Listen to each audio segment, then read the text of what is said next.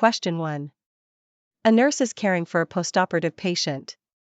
To reduce the risk of venous thromboembolism, VTE, the most effective intervention is A.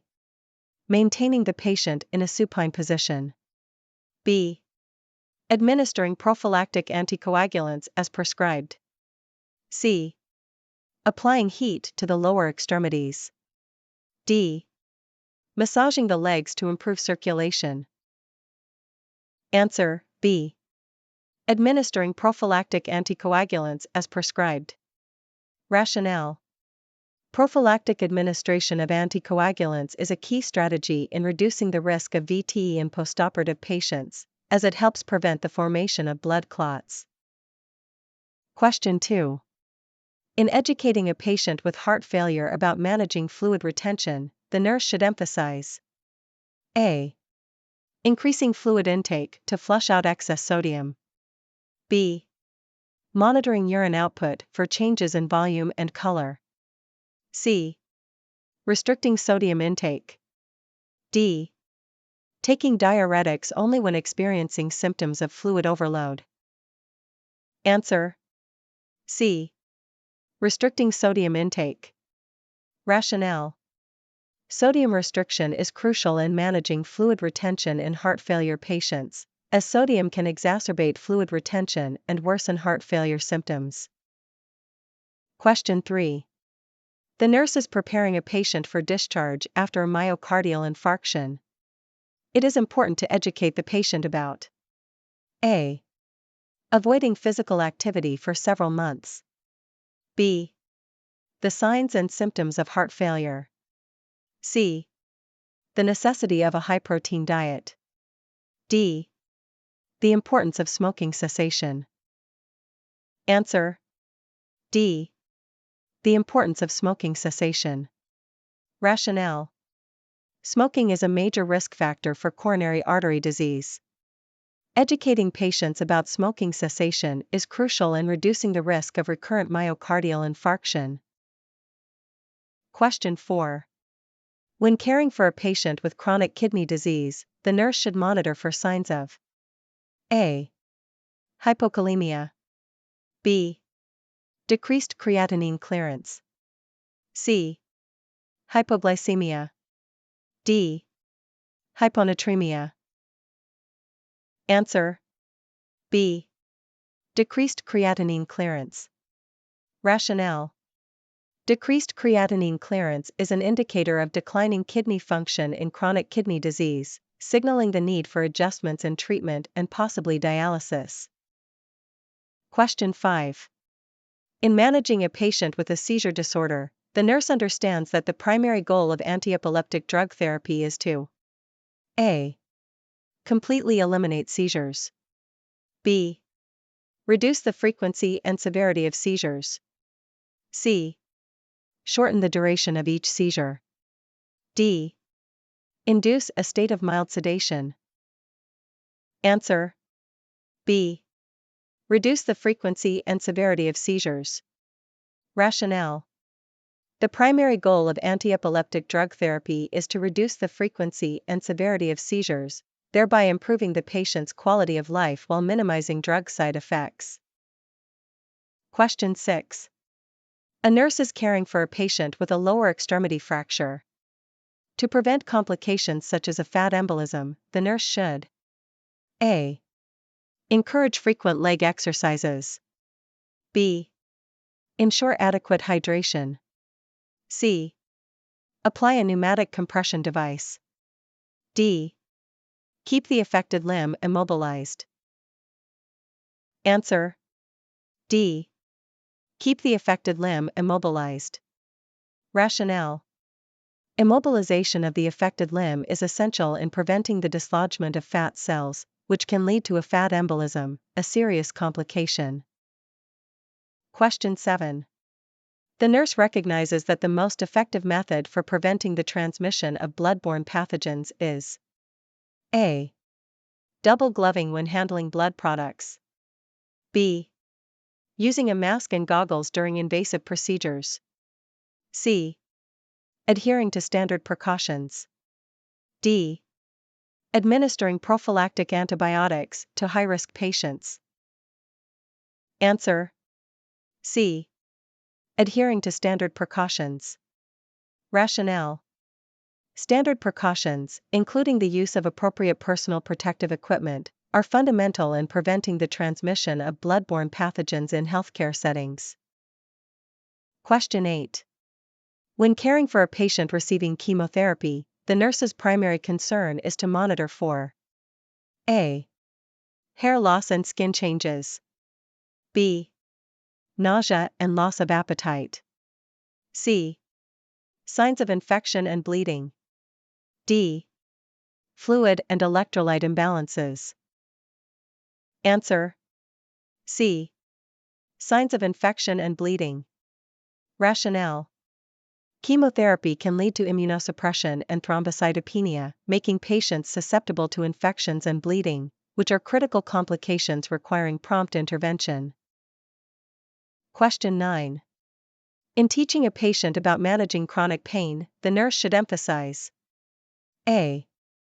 The use of analgesics at scheduled times rather than on an as-needed basis. B. Limiting physical activity to reduce pain exacerbation. C. The potential for addiction to pain medication. D. Relying solely on non-pharmacological methods for pain relief. Answer: A. The use of analgesics at scheduled times rather than on an as-needed basis. Rationale: regularly scheduled analgesia can maintain a consistent level of pain control and may be more effective than the as-needed approach for chronic pain management. Question 10. A nurse is caring for a patient with a terminal illness. In addressing the patient's end-of-life care, the most important action is to A. Strictly follow the healthcare provider's treatment plan. B. Encourage family members to make decisions for the patient. C.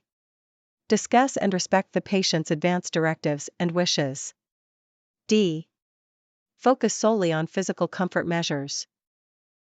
Answer: C. Discuss and respect the patient's advance directives and wishes. Rationale: respecting the patient's advance directives and personal wishes is central to providing patient-centered end-of-life care, ensuring that care aligns with the patient's values and preferences. Question 11. When administering a blood transfusion, the nurse is aware that the most common complication to monitor for is A. An allergic reaction. B. Fluid overload. C. Acute hemolytic reaction. D. Febrile non-hemolytic reaction. Answer: D. Febrile non-hemolytic reaction. Rationale: the most common transfusion-related complication is a febrile non-hemolytic reaction, characterized by fever and chills, often without hemolysis. Question 12. In managing a patient with acute pancreatitis, the nurse's priority intervention is to A. Provide high-calorie, high-protein nutrition. B. Administer pain medication as prescribed. C. Encourage frequent, small meals. D. Monitor for signs of hypoglycemia. Answer: B. Administer pain medication as prescribed. Rationale: pain management is a crucial aspect of care in acute pancreatitis, as it can be severe and significantly impact the patient's comfort and recovery. Question 13. A nurse is caring for a patient undergoing radiation therapy. To minimize skin damage, the nurse should A. Apply ice packs to the irradiated area. B. Use alcohol-based lotions on the affected skin. C. Avoid washing the marked area. D. Protect the area from sun exposure. Answer: D. Protect the area from sun exposure. Rationale: protecting irradiated skin from sun exposure is essential to prevent further damage and irritation. It is also important to gently clean the area and avoid harsh chemicals. Question 14. In educating a patient with gastroesophageal reflux disease, GERD, the nurse should stress the importance of A. Lying down immediately after meals. B. Avoiding spicy and fatty foods. C. Consuming large meals to reduce acid production. D. Drinking alcohol to relax the lower esophageal sphincter. Answer: B. Avoiding spicy and fatty foods. Rationale: avoiding foods that can aggravate GERD, such as spicy and fatty foods, is crucial in managing symptoms and preventing exacerbation of the condition. Question 15. The nurse is assessing a patient with suspected meningitis. The most indicative sign the nurse should look for is A. Photophobia.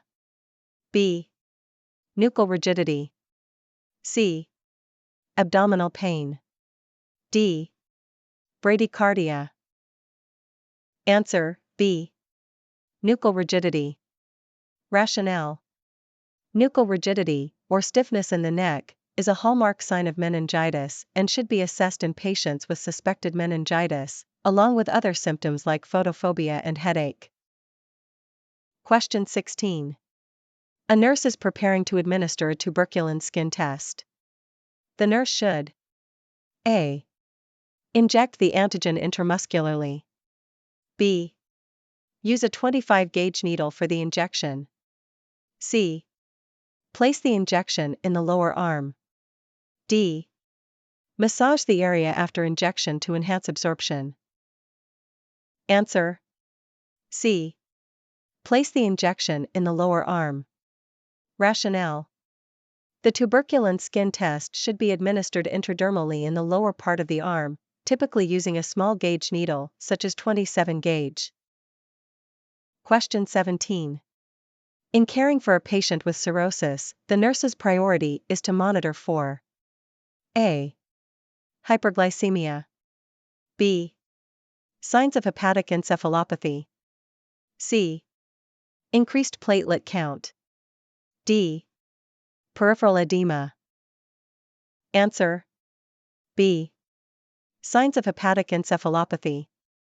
Rationale: hepatic encephalopathy, which can manifest as confusion and altered level of consciousness, is a major complication of cirrhosis and requires prompt recognition and treatment.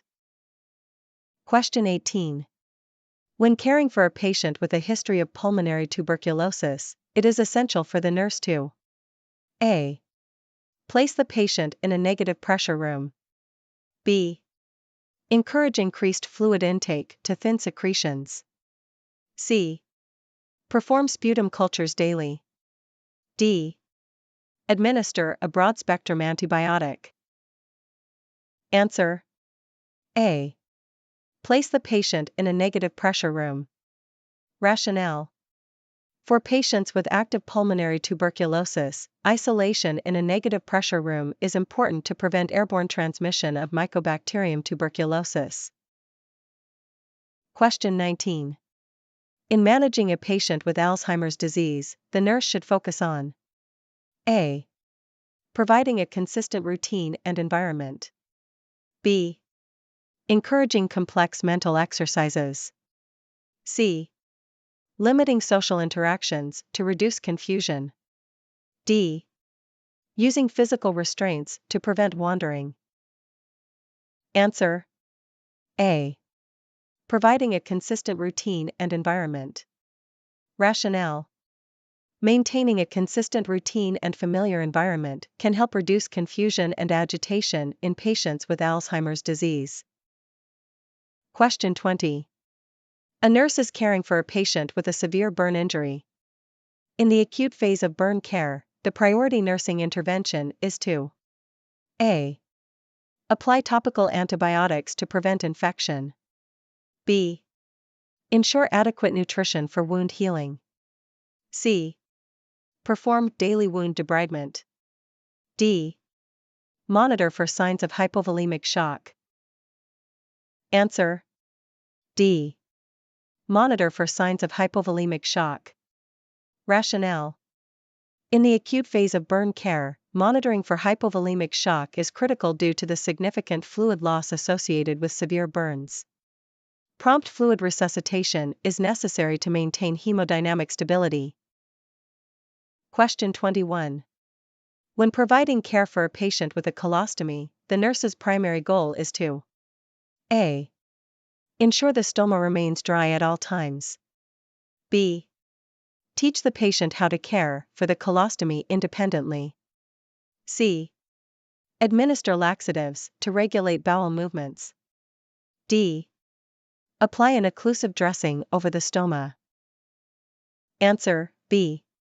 Teach the patient how to care for the colostomy independently. Rationale: patient education for self-care of the colostomy is vital to promote independence, prevent complications, and improve quality of life. Question 22. In managing a patient with sickle cell anemia during a vaso-occlusive crisis, the nurse should prioritize A. Administering oxygen therapy. B. Providing analgesics for pain control. C. Initiating antibiotic therapy. D. Implementing a fluid restriction protocol. Answer: B. Providing analgesics for pain control. Rationale: pain control is a primary concern during a vaso-occlusive crisis in sickle cell anemia. Effective pain management is essential for patient comfort and can also reduce the physiological stress response. Question 23. A nurse is caring for a patient undergoing hemodialysis. To prevent complications, the nurse must A. Ensure the patient remains supine during the procedure. B. Monitor for signs of disequilibrium syndrome. C. Administer diuretics to enhance waste removal. D. Increase fluid intake before the procedure. Answer: B. Monitor for signs of disequilibrium syndrome. Rationale: disequilibrium syndrome, characterized by nausea, headache, and confusion, can occur during hemodialysis due to rapid changes in fluid and electrolyte balance. Monitoring for these symptoms is essential for timely intervention. Question 24. In educating a patient about managing rheumatoid arthritis, the nurse should emphasize A. The necessity of complete joint immobility. B. The use of cold therapy exclusively for joint pain. C. Engaging in regular, gentle exercise. D. The elimination of all anti-inflammatory medications. Answer: C. Engaging in regular, gentle exercise. Rationale: regular, gentle exercise helps maintain joint flexibility and muscle strength in patients with rheumatoid arthritis and is an essential component of self-management. Question 25. A nurse is monitoring a patient for early signs of lithium toxicity. The nurse should assess for A. Hypertension and tachycardia. B. Diarrhea and abdominal cramps. C. Fine hand tremors and nausea. D. Increased urination and thirst. Answer: C. Fine hand tremors and nausea. Rationale: early signs of lithium toxicity include fine hand tremors, nausea, and vomiting. Recognizing these symptoms is crucial for preventing more severe toxicity. Visit nursestudy.net for more nursing practice exams, care plans, and study guides.